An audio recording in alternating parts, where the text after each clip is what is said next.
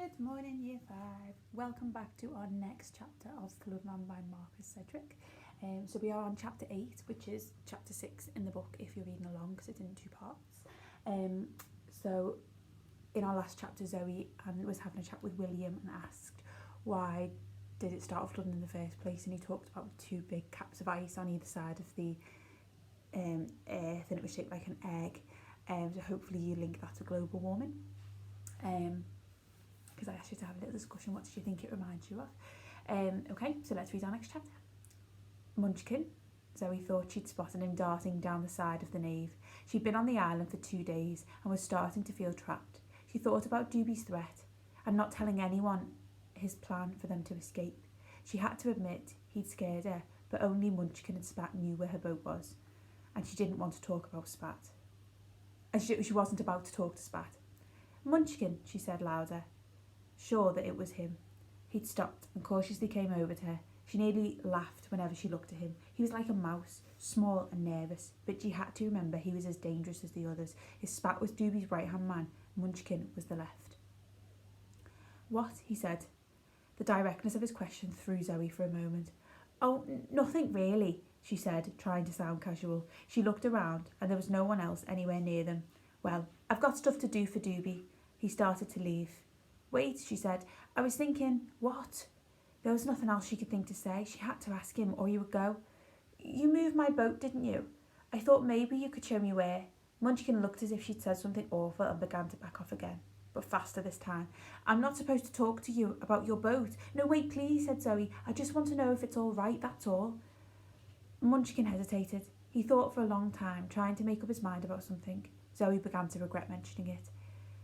How should I know? He said finally. Well, is it floating? Asked Zoe, genuinely anxious. Oh yes, but that's enough. I've got things to do for Doobie, and he doesn't like it if I get things wrong. Zoe could imagine what that meant.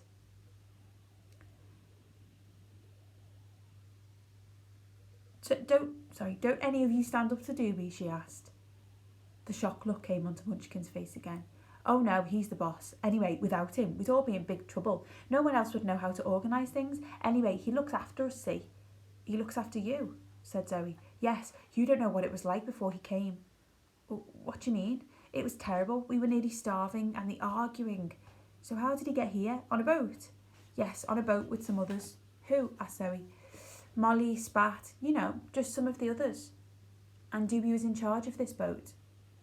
Oh no, even he doesn't know how boats work. He was just one of the people on it. There was a man. He was in charge. So what happened?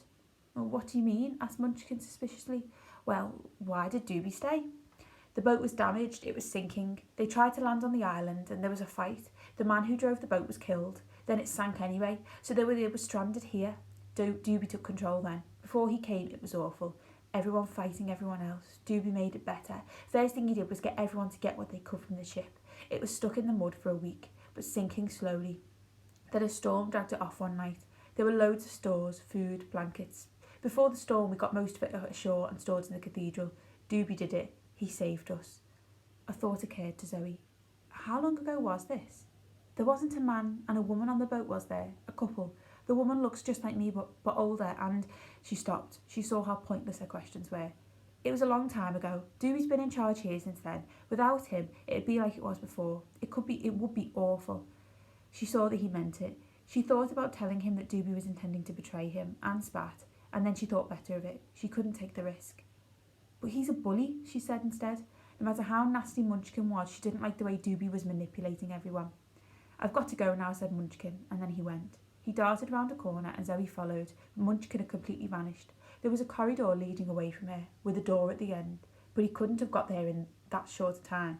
There was nowhere else he could have gone. Zoe shook her head, puzzled, and she was really worrying about something else. If Munchkin told Doobie what she'd asked, she'd be in big trouble. She could only hope that he'd keep it to himself. So what do you think Munchkin will do? Do you think he's loyal enough to Doobie that he'll tell her what Zoe's asked, or do you think he isn't as loyal and might be broken? To join us next time for our next chapter.